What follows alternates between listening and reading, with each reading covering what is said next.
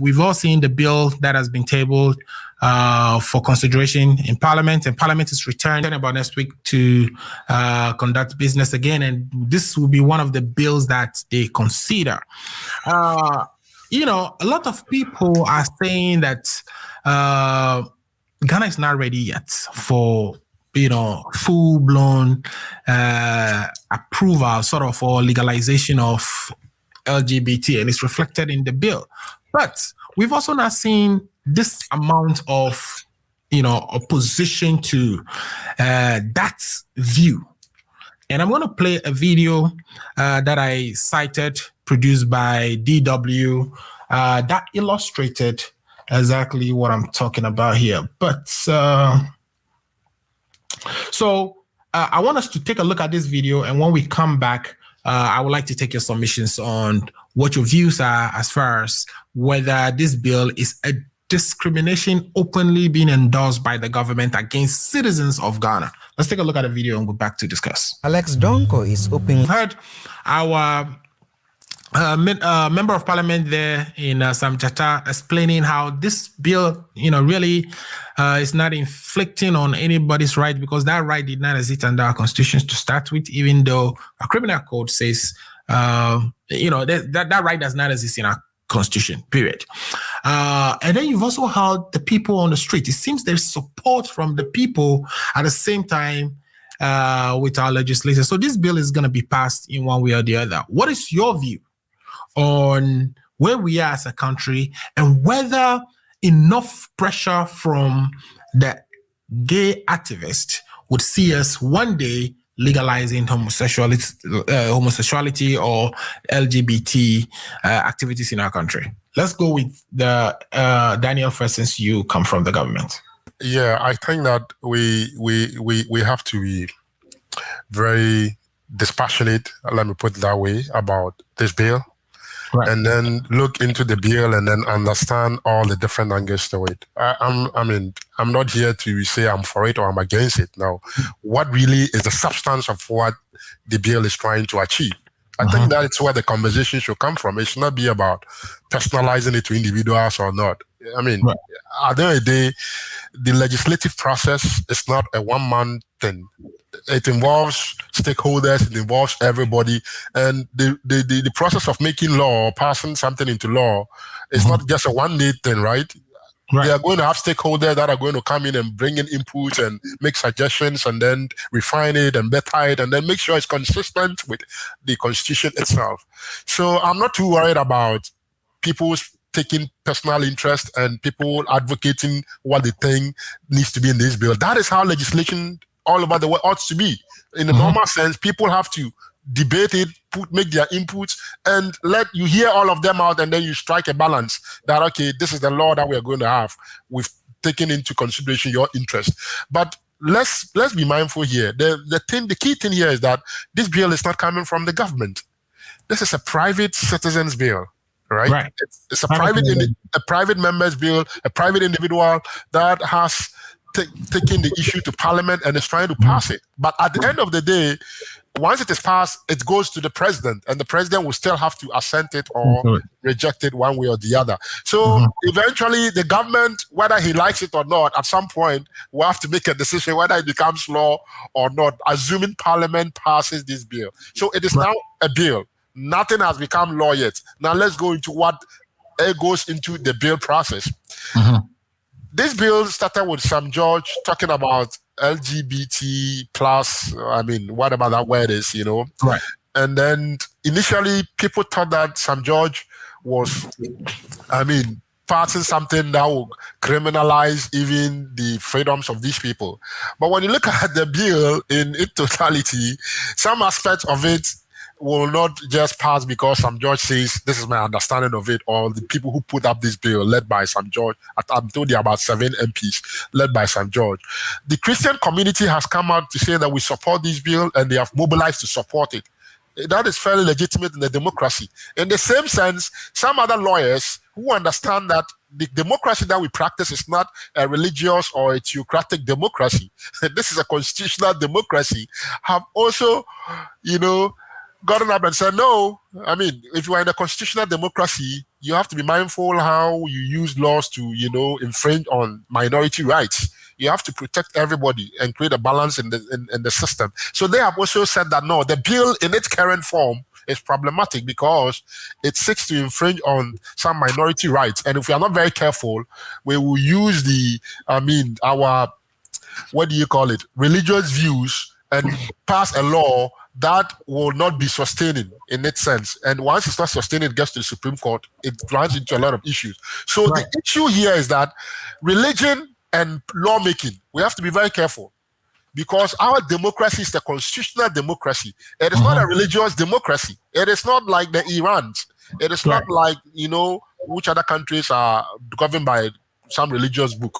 It is not like those other countries. Saudi Arabia. That is not the way our constitution is structured. Our constitutions allows for liberties and it's modeled along the lines of, the UK and then America, right? So let's understand the framework from which we have built this democracy. And then now ask ourselves that, how is it that we are now going to pass laws just because our religion says we don't agree with something? If we go on that slippery slope and we don't find a good balance, tomorrow you have Kweku Bonsam being the president of Ghana and we'll begin to pass rules that fit with Kweku Bonsam's view of how he thinks everybody has to live. Right. And that day will come and you'll be like, how did we get here? Because in the past, you had a majority Christian that went ahead to pass a law that didn't think that, hey, we should not be imposing our religious views in the constitutional arrangement, but we should find a way to protect whatever we believe in, but that balances rights across all groups. And we fail to do that, then you are setting us up for something bigger in our history or to come that we might not be able to control. So on that score, what I'm saying is that the religious people, whatever they want to advocate for in this bill, it's fine. But they should be mindful that ours is not a theocratic society. It's a constitutional democracy and all rights have to be balanced. So in as much as you want to protect your rights, also find space in this law to protect the rights of this group. When I say rights, it's not that we are giving them additional rights, but rights that are already enshrined in our constitution cannot be taken away from them because we feel so strongly about. But he's saying that there's no right in our constitution for them. There's no right in our constitution for. I mean, our constitution actually criminalizes such acts where somebody has sex with the opposite sex. Our constitution pronounced our criminal code, which is of 1960, actually have specific language against that. Amuzu, if just what Sam just said was right, then why are we here? Well, then there should have been no action. Whatever is in place is okay. It's good for us. It tells you that what is in place is not necessarily foolproof. Right. So there's something that has to be dealt with. That is why Sam is passing this bill. So our existing laws don't fully cover all the different dynamics that we see out there. So is it saying that he's now in parliament to cover all angles of it? He is saying this, but remember, this is his way of narrating the position that he has taken. The other people who have come back and said, no, what you are saying is not true. What you are passing violates the rights of this minority group, and it's against the existing laws that we have. It takes away their rights. It takes away so many things. You cannot pass a law that is inconsistent with fundamental constitutional human rights. That is what the opposers that have stood up to this bill are saying. They are not saying they support gay. Those people are not saying they support homosexuals. That is not their position. They are saying that in as much as you want to pass this law, balance it with those rights. You can't take away those rights because you want to pass another rights or you want to protect some section of your society. They are saying no. Be mindful about the language that you are using in this bill. They are not saying that means that they support gay people. And I think the media, for some reason, are letting their emotions take the better part of them in this debate. And once you let emotions lead in this process, you will lose the constitutional, safeguards that are important to, keep our democracy a thriving one and be welcoming of everybody. So that is why Chairman has said that we are not going to go into parliament debating on religious grounds. No, that's not what in the constitutional framework, the constitution is your religion in some sense. The constitution, let me put it in quote, is your what? Religion.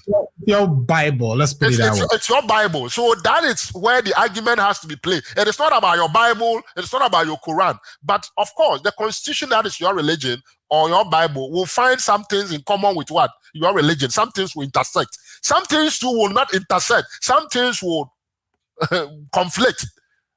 But they went beyond the religions to talk about our chiefs being the custodians of our culture, and it's not been our culture to, have the opposite sex marry or engage in sexual activity. So again, then I'm sure but we've defined marriage in Ghana, right? Marriage is clearly defined in Ghana in our laws, and so, like I said, I think the definition would rather be what is culture? Is culture something that is already pre-agreed or known to the chiefs, or is culture the way people live and identify themselves, and it continues to grow and embrace new and contemporary ways of living, including LGBT? Well, that is the issue. Whenever in every constitutional arrangement, the way we pass laws is like that, it takes into account the people's values, right? So if you're passing a law, that law should reflect, because you're not passing a law for some external people to come in, you are passing a law that is going to work. It has to take into account the values of the people and what they cherish. And then you have to balance that in that system. So yes, the lawmaking process acknowledges that. And whatever they are going to debate in Parliament is going to take into account our values. And one of our values, like you said, is that we believe that marriage is between a man and a woman. That is our cultural value. Nobody can come and change that definition on us. It's not going to happen. And like I said, our existing constitution arrangement already defines that for us. So the other issue is, if somebody identifies as gay, how do you, if somebody doesn't come out and say I'm gay, how does somebody being gay affect your right that you enjoy now? So you see, there are constitutional issues here. Does it create a burden on you?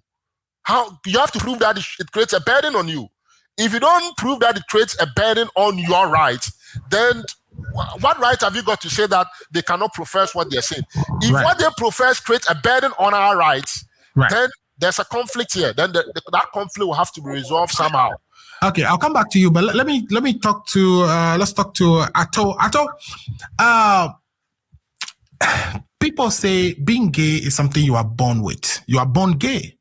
Others say, or some people say that's, but some people can become gay by learning to be gay or by their interaction with society and what they see, what they hear, influences that they are subjected to. How do you pass a law to make it illegal for something somebody is born with? That's a tricky one. I think I already discussed this with you behind the cameras. That this is a really tricky one in the sense that, like I said, I am married. I have 3 kids, so I don't really understand what goes into homosexuality and all the kinds of sexual orientations.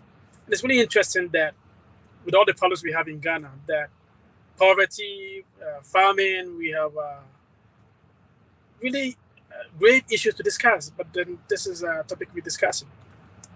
I mean, there's been a lot of studies about the gay gene or homosexual gene, and it's very conflicting. I mean, in the 70s, I think the homosexuality was part of the DSM-5, but then after probably the 80s or 90s, it was removed. So it's really difficult discussing this issue because unless you are homosexual, I am not. So I don't really quite understand why people are attracted to the same sex. And like I said, I'm really surprised that, and sometimes I feel ashamed as a Catholic. If you would in the news, there's always news about Catholic priests abusing young people, young men. So you would think that the Catholic Church that I'm a proud member of will not be out there discussing these issues in public like that. You would wish that religious leaders would also address issues in churches, like abuse of women, abuse of children in churches. But what do? No, we just shelve that, and then we're in public discussing sexual orientations of other people. It's But what I would say is that, I mean, those on the other hand, those who are for sexual orientation people or gays, homosexuals are against polygamy. They're against prostitution. So, Alfred, it's a really tough topic to really discuss, because in my culture, people are allowed to marry 3 or 4 people. But can I, in America, marry 3 or 4 people? No, that's against the law. And these are 2 consenting adults. If I meet a woman who knows that I'm married and wants to marry me and we agree to it, why is that bad? The same argument goes for if two people, a male and two males, decide that they want to have something sex. Why should I be worried about that? But there's this term about homophobia. There's this term about people not being all inclusive. It's a really tricky topic to discuss. I don't think that in this day and age, in Ghana, where we have famine, we have poverty, people suffering, the MPs have nothing to discuss about. That they are really taking this up to Parliament to discuss. I mean, what is going on? It's like we have so many issues to discuss. Like my brother said, Daniel said. I think this came about because the gay activists, or there was an advocacy center that was built in Accra somewhere in January of 2021, which caused our members of parliament to, register their, interest in putting together a bill to ban it, because, this has been in the making, and we've even heard the president's view on it. We've heard our former president's position on this issue, but it looks like the signal has been given that if you advocate for it enough, then Ghana would, or if enough Ghanaians actually want a law that protects the activities of LGBT, will be passed. I mean, exactly that's what I'm saying. We are being hypocrites, because St. Paul in the Bible did not only talk about homosexuality. Talked about like unnatural things that in the Bible St. Paul talked about. Right. One was about, say, homosexuality. One was about what about men having long hair. We don't discuss that. One was about women having short hair. We don't discuss that. Mm-hmm. We don't discuss all these things that we think abuse of women. We don't discuss that. Right. Fornication, we don't discuss that. We don't discuss that. But why should we just cherry pick one out of the lot and make this a bill in Parliament? That's my question. If you're talking about religion, then St. Paul talks about a lot of things in the Bible, including homosexuality. We should discuss that also. If you're talking about the Constitution, like I said, there are so many things that we can talk about. This is not an issue that is really pertinent to me. If we do a scale of preference, this is the bottom of the list. We have people, we have famine, we have poverty, we have people who have no places to live. Parliament is able to even get loans to purchase vehicles. But some people get less than $1 a day to live. I mean, why are we diverting issues? Discussing, I feel like this is very, very needless discussion we're doing. This is a needless bill to Parliament. Because in Ghana right now, this is not the number one topic that we can discuss. There are so many topics that affect all of us, all of our lives, like you're discussing, the economy. So why should we make this? If you talk about religion, like I said, we're being hypocrites because it's important to talk about other parts, other forms of devices that we indulge in every day, that we cannot even take that to Parliament. Right. So I see that this as I don't really understand homosexuality. So you think this is not something Parliament should be talking about, and we shouldn't even be engaging in this conversation? But I think it is important for us to, there are people who currently are Ghanaians and are gay, and you've seen this in the video we've played. And this bill actually go to the extent of even banning advocates if you support. So that's what I'm saying. I'm saying that this is needless. This bill is needless because if you look at the scale of preference, this is at the bottom. This is not a pressing issue in Ghana. This is not. Right. This is at the like I said. Even the criminal law already says if somebody is having an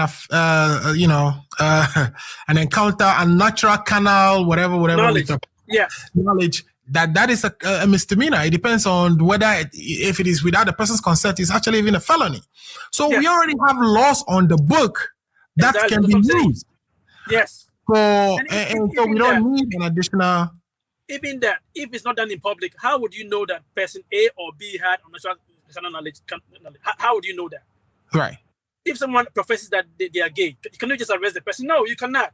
You're saying if they have unnatural carnal knowledge. Where do you see that? In their privacy? You know what I'm saying? They're saying that they are giving. Well, this bill is actually saying if you witness any such act as a citizen, that you are obligated to report it. But even in that reporting, they say you can report it to the police, a politician, a chief, and the recipient of that report has 7 days to report to the police for the investigation. It's interesting that they would say report to politicians, and people opposing this had complained about how that can be abused. Yes, I feel this is one of the most needless bills Parliament has even ever discussed, right? Or even thought of even passing, because, like I said, we have so many pressing issues in Ghana. Homosexuality is not on the top 10. It's not even just like a plan Z. We have so many issues to discuss right now that Parliament should not waste time to discuss this bill, because, like I said, if you talk about religion, you're being hypocrites. There are so many other vices that St. Paul talks about in the Bible.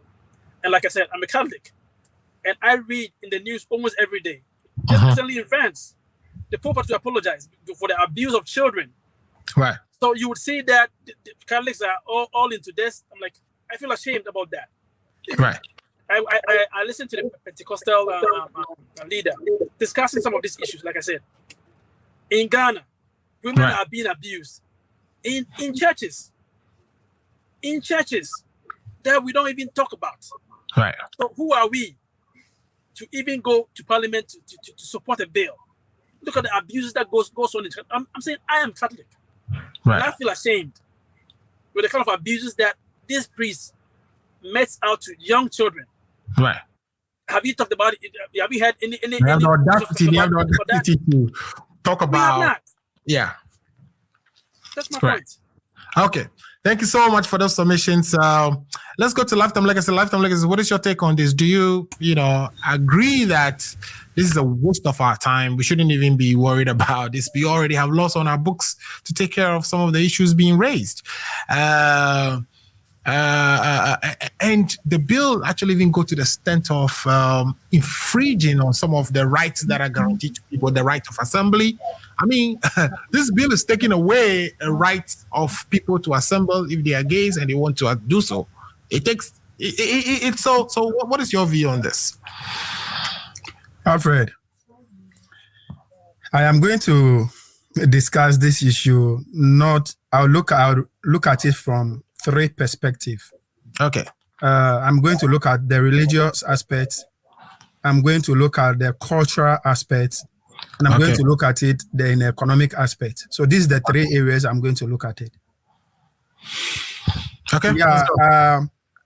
My 2 brothers from their submission gave me a clear indication that they don't have a position as far as this law is concerned. As for my brother Daniel, I can agree with him because there's no way he should say something that will contradict the position of the president. So I can agree to that extent. This morning I heard Obiri Buahini, the deputy secretary for an MPP, calling on MPP members to let their voice be heard as far as this issue is concerned. Their silence is too loud and is giving a bad signal. So I was expecting my brother at a platform like this would have adhered to the call from Obiri Buahini, their deputy general secretary, to make his opinion known. But the chance he got, he said that he's neither for or against. And so let me go to make my point. Since you've accused him of now giving his position on this, what is your position on it? Are you for or against? Okay, so I am for the bill and against the act. You are for the bill and you are against the LGBT activities in Ghana? Yes. Okay. So I will say this because like I said earlier, my submission is going to be based on 3 pillars. Religious aspects, cultural value, and the economics as this can have on our economy, the effect it can have on our economy. Like I said, let me begin with our traditional setup. Before religion or Christianity or Islam came to Ghana, we already have our way of life and our way of belief. And our way of life and belief frown on this particular behavior and act. So if nowadays is becoming a norm where people can come publicly to pronounce their sexual orientation, which you will not find in the past, then there will be a need to come out with such a law or a law like this to prohibit or to remind them that this is an alien to our culture, our tradition, and our way of life. Alfred, this practice or art, it's not a new in our society, even though our society does not support it. We know people who have one way or the other find themselves in boarding school, being a straight female boarding school or a male boarding school. We are told, I went to a day school and a mid school, of course, indulge in some of this behavior. It has been a practice that has been with us for a long time. It happened in our schools. Nobody hear of it, and nobody go after them. But for us to nowadays have a situation and then they call it, is that what they call supi, right? Absolutely. So for nowadays, for us to have people writing it on their forehead, like the video you just showed to us, want the whole world and everybody around them to adopt or accept or believe what they are doing. I think that is why a law of or a bill of this nature have to come to remind them that, hey, this is an alien to our culture. So what do you tell somebody who's born with it? I am yet to have evidence or a proof that a male is born other way around. But the bill actually recognizes other way around. The bill recognizes where somebody goes through an operation to correct an abnormal abnormal development or so. So people actually are born where, of course, they have all the male features, but they are women. Alfred, how many of the cases can we record in 10 years? So that does happen.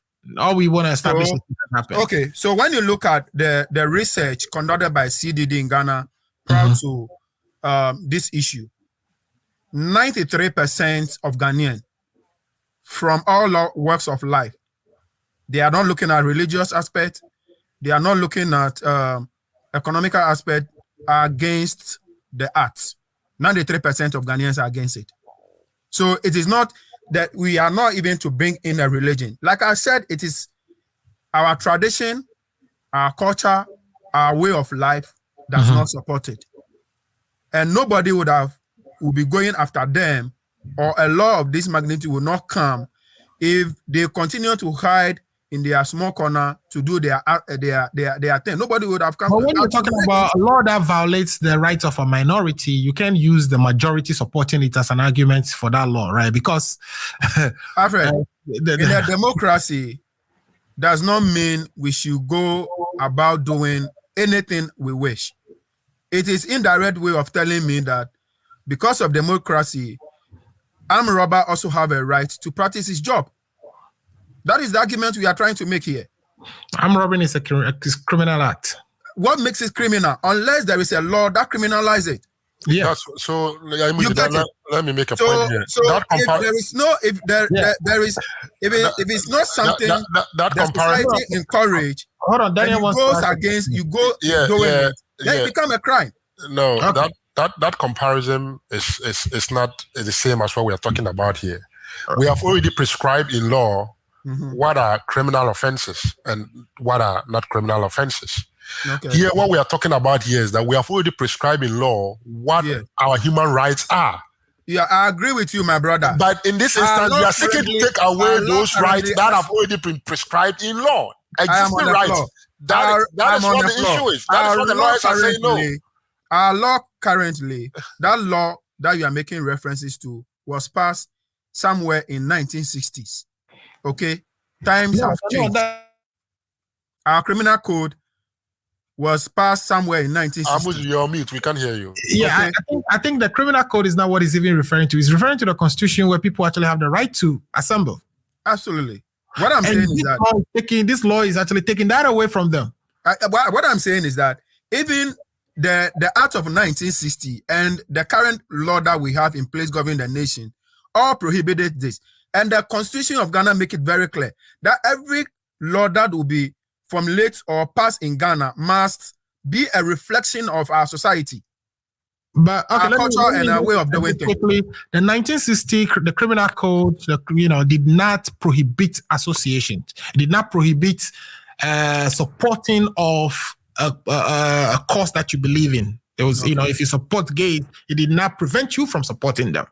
It did not prevent you from assembling, regardless of what group you belong to. But this law is going further to prohibit that.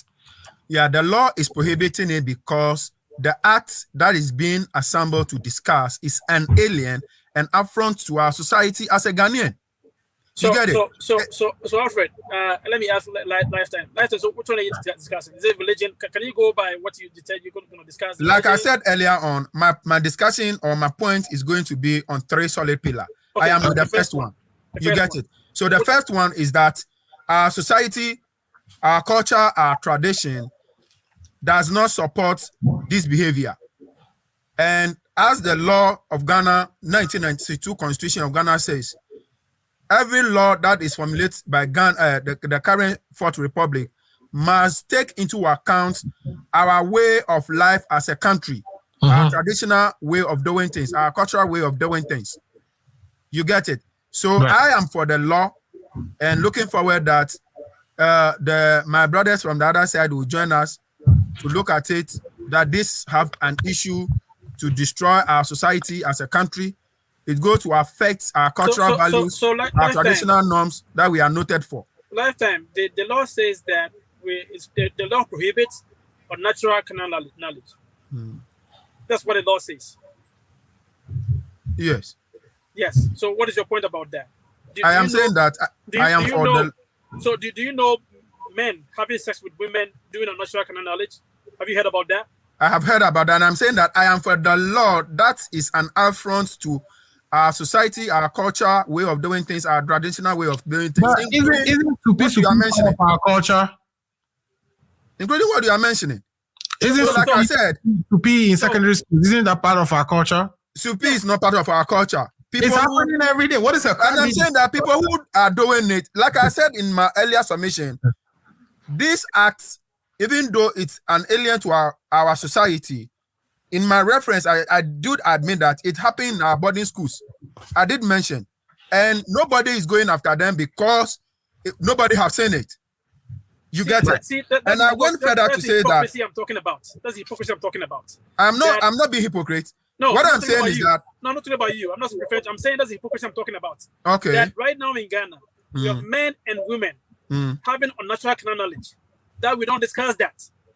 Okay, so this law is coming in to address all these things. No, it's not. And I was even expecting my brother Uncle Ato, based on his submission, he said that I'm coming now to the religious aspect. He's ashamed as a Catholic because every now and then Catholics are being accused of this behavior. So this law, Uncle Ato should be the first person to be happy of this law because the law is coming to check the behavior of his priests and the way they are going about things. If then the law were not so biting, now this law is going to bite to prevent his Catholic priests of Uncle Ato and the rest to stop what they are hiding behind the dark doing. Since now they know that if the victim reports them, it is irrelevant go to jail for 5 years. He says that there is already a law on the books that should have been doing that to the Catholic priest to start with. And like I'm saying that that law times have changed. Yes, I admit that there are laws. Yeah, here's the thing. What times have changed has nothing to do with a law that says you cannot have a natural knowledge of somebody's whatever. Okay. You know, the changing in the times has nothing to do with that, because now people are showing that they are gay. The previous law does not give you and I an avenue. I stand to be corrected. That when we see some of those things, we have to go about them. The previous law only gave us that, or only let us know that it's prohibited. But how to go about it, for me, I'm yet to have knowledge on that. That's what we have regulations. The current the current law is educating me on what to do, is giving myself an anchor that if in a case Ankratu find his priest molesting somebody, Ankratu now know what to do or where to go. Okay. So that is as far as the cultural aspect is concerned. Okay. Now let me go to the religious aspect. Right. That's your last aspect, right? No, that will be my second one. You guys are interacting. That's why I'm not. We'll stop so you can finish by now. So I'll be snappy on this and then go to my last aspect. Thank you so much. Now, the religious aspect, I am an Adventist. My religion prohibits this act. The Bible makes it very clear that God first destroyed earth by destroy Sodom and Gomorrah because of this act. So this clearly indicates that if this behavior is in the society, the blessings of God will not descend on us. And for the first time in our country, Ghana, people from all walks of life, tradition, religion, Islamic, non-believers have all come together to support a law like this. So what does this tell us? It tells us that even irrespective of the religious status, everybody know what is right as far as the society is concerned. On the economic aspect, I am told it's out there that $220 million is spent in treating HIV in Ghana every year. And research have shown that more than 80% of people who are treated with HIV contracted this disease through the act of lesbianism or gay. So that $220 million, if this act is not there for that money to be spent on them for buying them cure, that money could have provided a borehole or 2 classroom block in my village, including that of Uncle Ato and my brother Daniel. Right. So that is how it goes to affect our economy as well. Monies that are supposed to spend on something meaningful, something profitable, something impactful, are rather waste in treating people who for no reason have been decided to go in a reckless way or decided to adopt a lifestyle that is an alien to our society. So I want this act to be criminalized. People should be punished so that it will serve as deterrent. Then that $220 million can be channeled to a proper way.